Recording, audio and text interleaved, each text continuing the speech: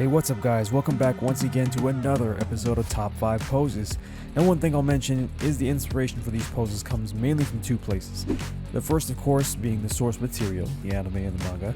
And the second, well, I try to list poses that really fit the personality of the character. For example, we're probably not going to have like Vegeta studying in textbooks or Beerus just going around giving out hugs. It just wouldn't make sense. Now last time we took a look at Goku Black, and this time we have a figure is, if I dare say, just a little cooler. That's right, it's Final Form cooler. If you guys have been with the channel, you'll know that this was one of my top 5 most wanted figures. Fast forward a couple years later and they finally released him. He's one hefty figure whom, although didn't come out with a giant ki blast, still ended up being really awesome. In my opinion anyways. So, top 5 poses for him, let's go.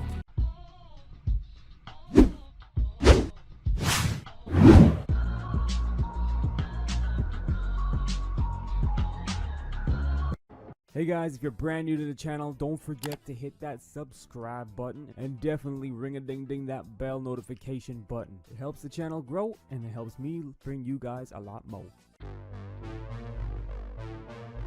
So Final Form Cooler. Despite the fact that we've yet to see him get canonized, such as the likes of Broly and Gogeta, I think this is a character who is worth doing so. Why, with all the extra attention Frieza's getting lately, wouldn't it be interesting to see where they could fit Cooler into the plot? I mean, what other character can rep a destructive purple dinosaur slash Shredder from the Ninja Turtles look as well as he can? I have to say, I'm happy they waited to release this guy because I think he would have been a flop on 1.0 tech. And that's again just my opinion. All in all, he's got some pretty great posability for a larger figure. Let's get into it.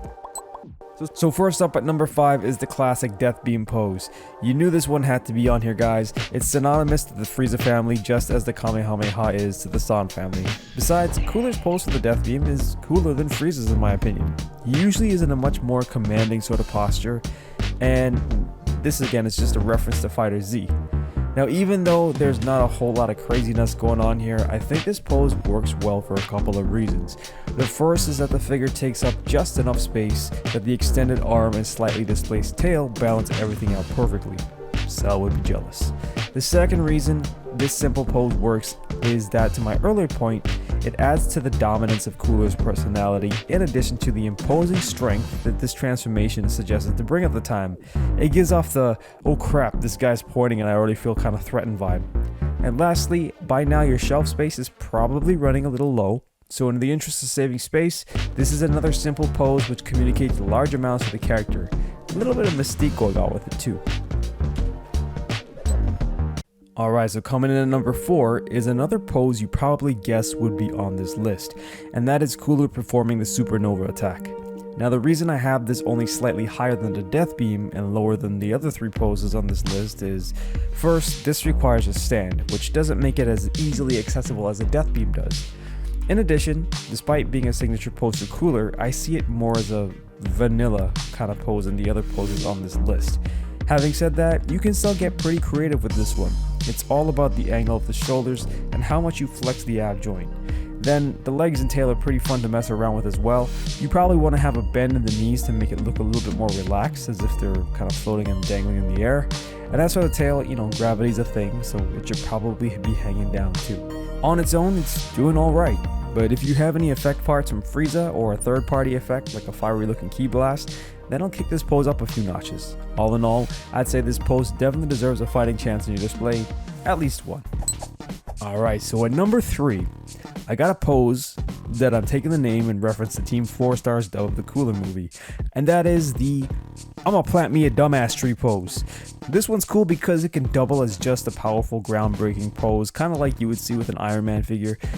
But Cooler is a larger character anyways, and his fighting style is akin to the Hulk or any other brute force brawler, in this form anyway, which is why this pose works so well.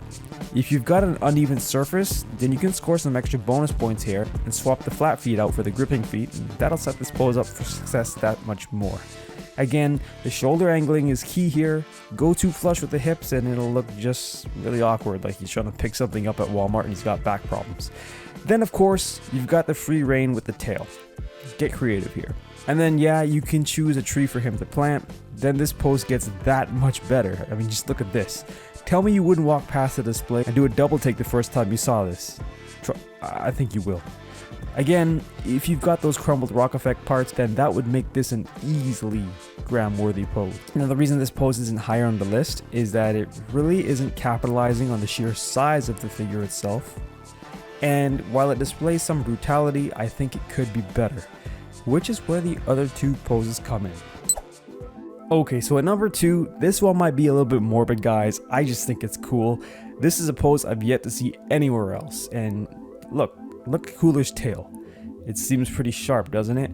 That's why I think number 2 comes a pose which is underrated and brings a lot to the table. Mind you, I think it was pairing him with another figure that really sold me on this pose, but I'm putting it at number 2 nonetheless. The open body here suggests confidence with this pose, and then the fact that he's incapacitated his opponent using just his tail really speaks volumes to how controlling yet brutal his character can be. What's more is that there's something Frieza can't do here, or at least can't do very well. It'll just look odd. This is a pose truly unique to Cooler and maybe Cell's imperfect forms. And they're all villains, so why not capitalize on it at least once? You've got a full frontal view of him, and you can see all the different colors the figure has to offer.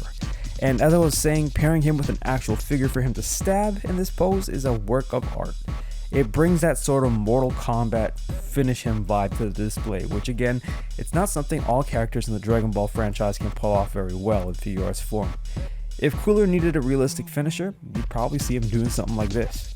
Needless to say, you can get pretty creative here with how you want the tail to be posed. Smaller target, try posing the tail upwards and kind of like a skewer. Really, it's that easy to get that effective villainizing pose with such simple manipulation of one body part. You want more carnage?